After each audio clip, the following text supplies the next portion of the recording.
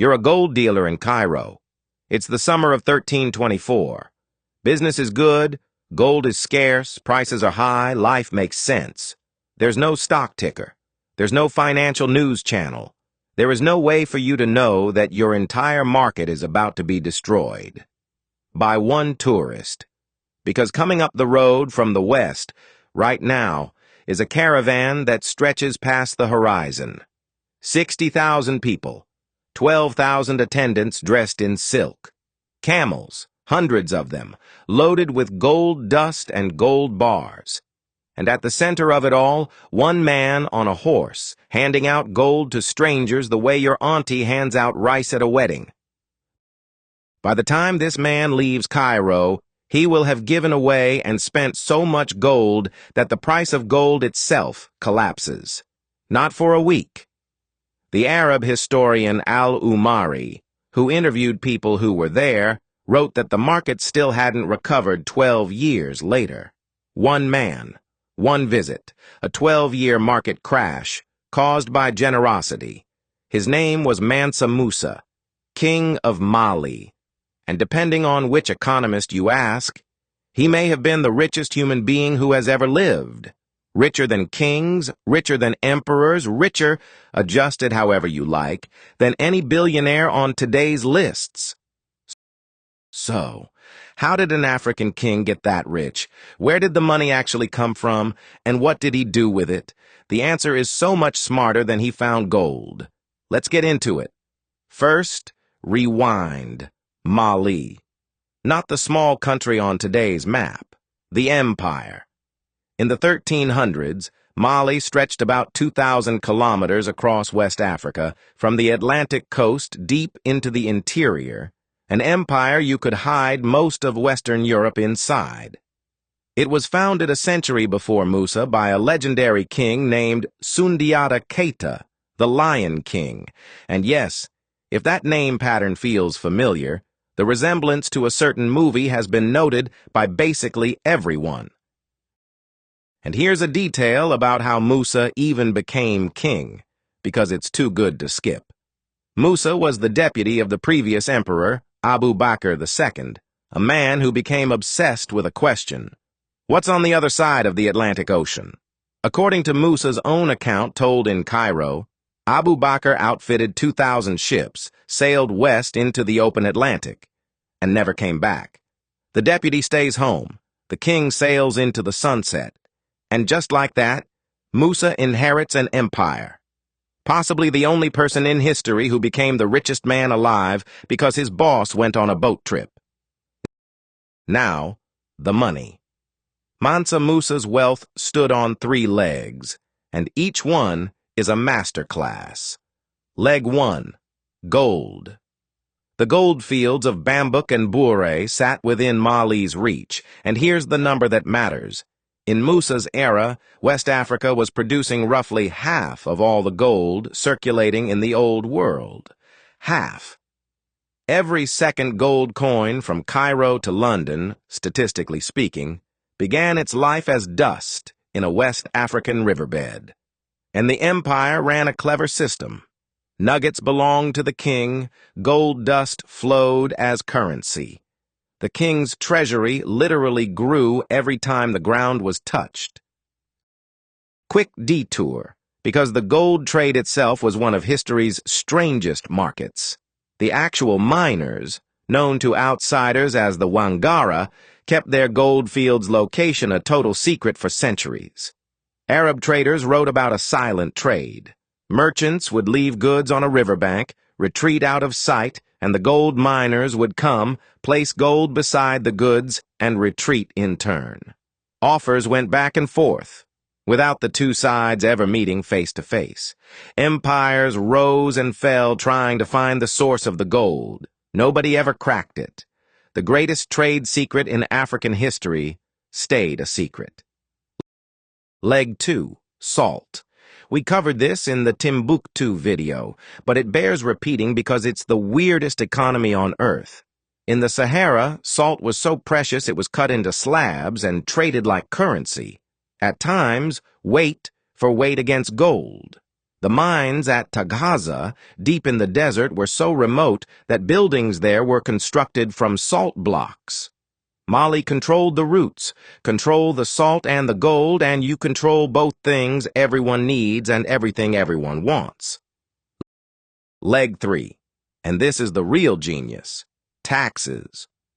Mali didn't just dig wealth out of the ground, it sat on the crossroads and charged rent. Every camel caravan crossing the empire, salt going south, gold going north, cloth, copper, horses, books, paid duties coming in and going out. The empire was a toll gate 2,000 kilometers wide. Gold made Musa rich. The toll gate made him unstoppably rich, year after year, forever. And don't picture some loose kingdom held together by vibes. Mali was administered. The empire was organized into provinces, each with a governor answering to the throne. The army, the Arab historian al-Umari, put it at around 100,000 men, kept the roads safe. And that safety was the whole business model.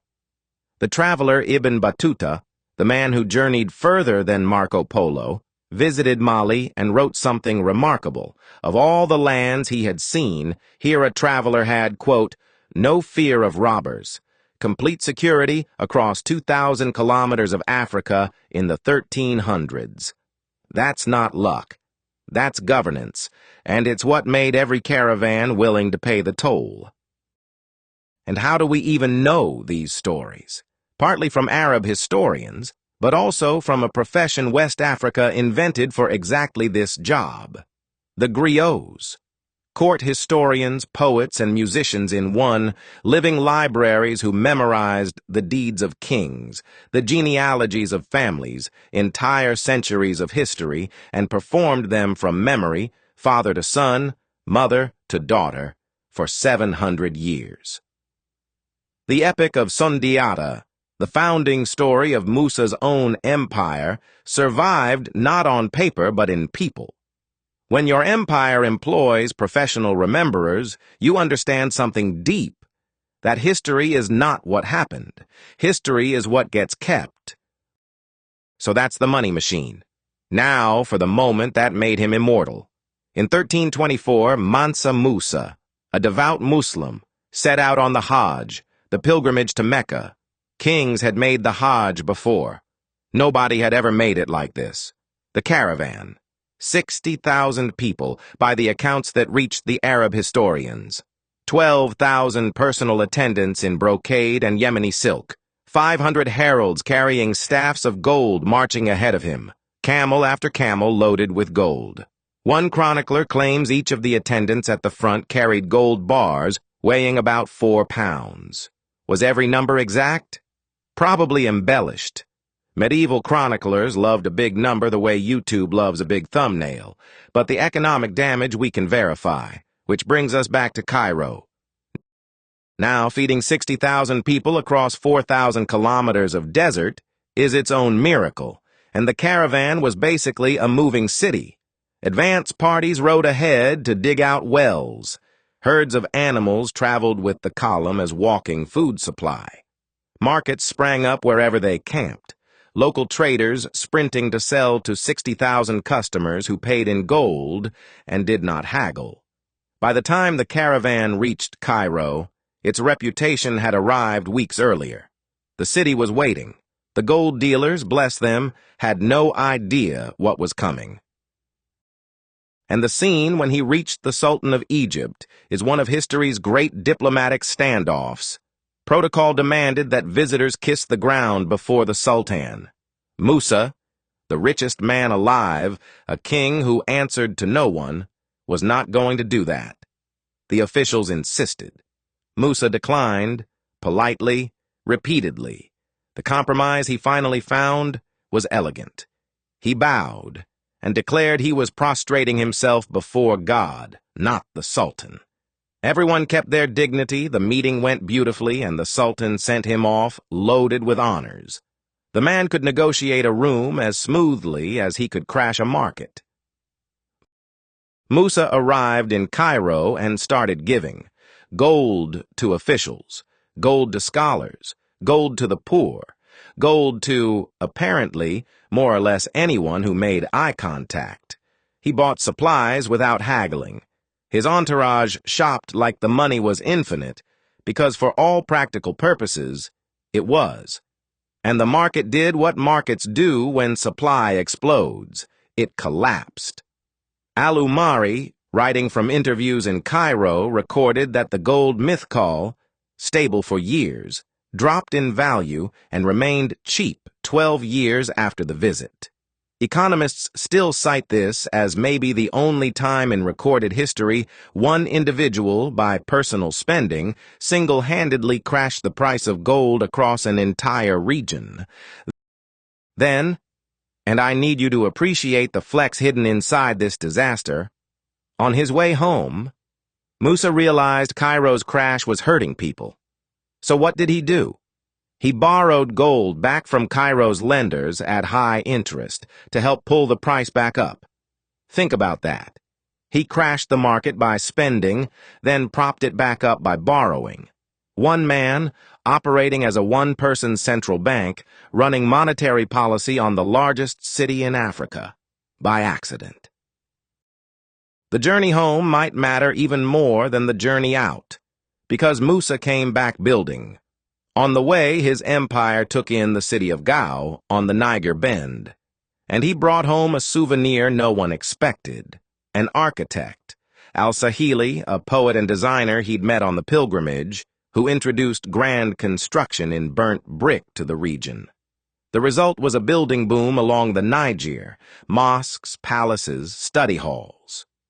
When you see photos of those sculptural earthen mosques of Mali, the ones that look grown rather than built, you're looking at the architectural echo of one man's trip to Mecca. One last twist about the gold itself.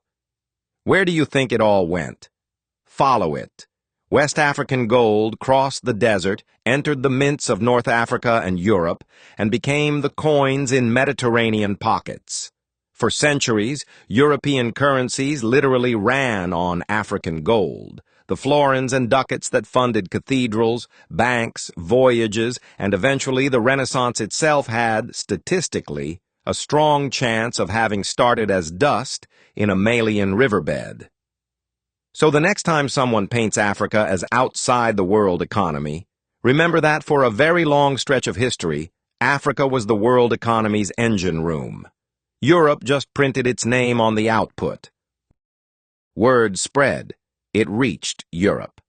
And in 1375, on the famous Catalan Atlas, one of the most important maps of the medieval world, there he is, a black king on a golden throne, wearing a golden crown, holding up a golden nugget the size of an orange. For generations of Europeans, the mental image of West Africa was not jungle or desert. It was a king so rich he had to be drawn holding a lump of gold, like the map maker couldn't figure out how else to say it. So how rich was he really? You'll see figures online. $400 billion is the favorite. Honestly, historians hate that number. You can't convert 14th century salt and gold wealth into modern dollars in any meaningful way. The honest answer, the one scholars actually give, is that his wealth was, quote, indescribable, richer than the sources could count.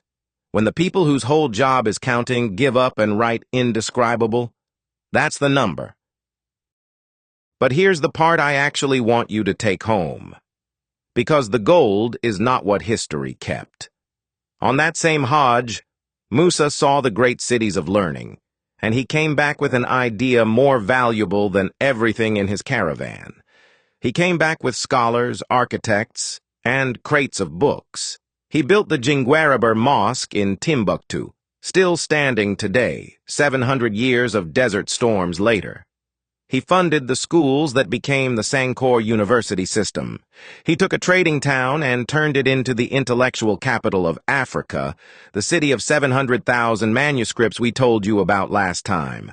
The whole Timbuktu story? That's downstream of this one man's shopping trip. And that's the pattern that separates Musa from every richest man ever candidate on the list. Most legendary fortunes were spent on palaces, wars, and keeping the money. Musa converted gold into knowledge, and the knowledge outlived the gold by 7 centuries and counting. His empire eventually declined, as empires do. The gold fields shifted. New trade routes moved to the coast. Mali faded. But the books are still being read, the mosque still stands, and every school child who learns his name is still spending his fortune. So, how did Mansa Musa get so rich? Gold under his feet, salt in his desert, and a toll gate on the crossroads of the world. But how did he stay rich 700 years after his last coin was spent? He bought the one thing that never loses value. He turned gold into memory. And memory, story lovers, doesn't crash.